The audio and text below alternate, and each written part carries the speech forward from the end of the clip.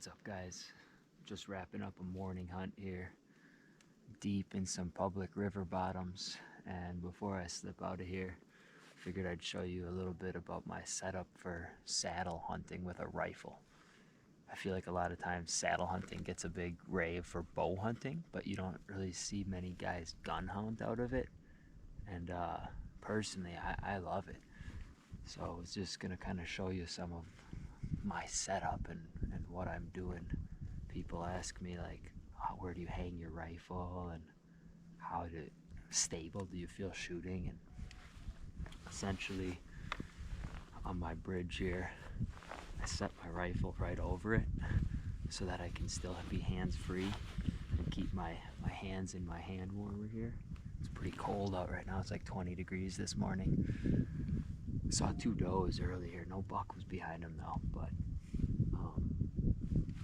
and then obviously hands-free with the rifle here. Like, yeah, I don't want it to fall over, but even if it does happen to slip off of there, I'm using the safari sling, which gives me that added level of comfort for this to not like actually fall all the way to the ground.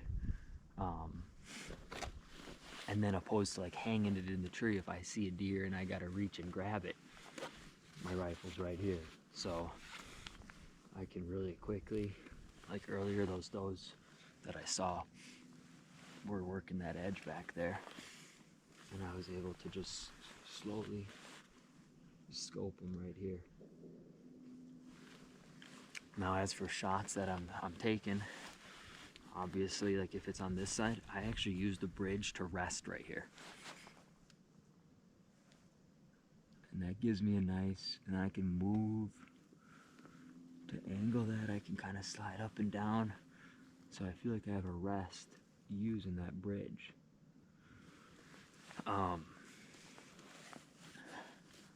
If I'm back here, I purposely like to find a tree with a fork in it. I'm a big fan of that. One, it gives me more cover. Like if a deer's coming from this direction, I'm close to a duck hunters, I think. That's what those shots are. But if I have a deer coming from this way,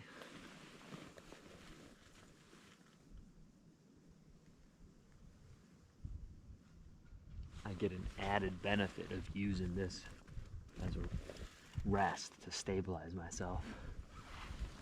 And I could even bring it over here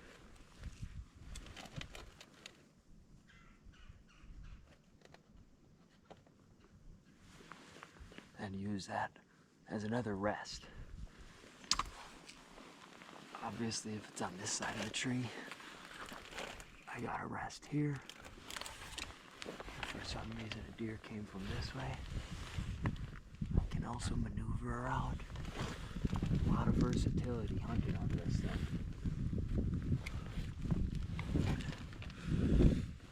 Another thing I really like about picking a forked tree, check this out. If I was doing an all-day sit here, I'm gonna just adjust this tether.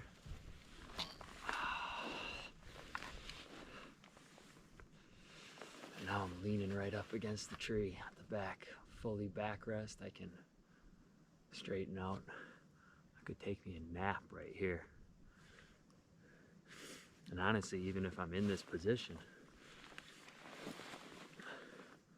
once again, I'm really stable because of that backrest. Not to mention, I'm not silhouetted as much. I'm blending right in with that tree. So, yeah, that's just a little bit of the setup. Right now I'm wearing the XOP Mutant saddle, and I'm standing on the Invader platform. Platform right there.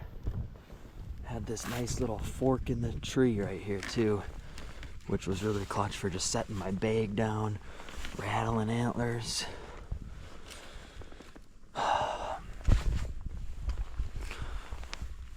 I also ideally try to find a fork for my tree tether up there. just give me even more confidence knowing it's not going to slip down, and then I don't have to do that extra hitch in the knot. But yeah, that's a little bit kind of the setup I'm doing here. I used the hydro stick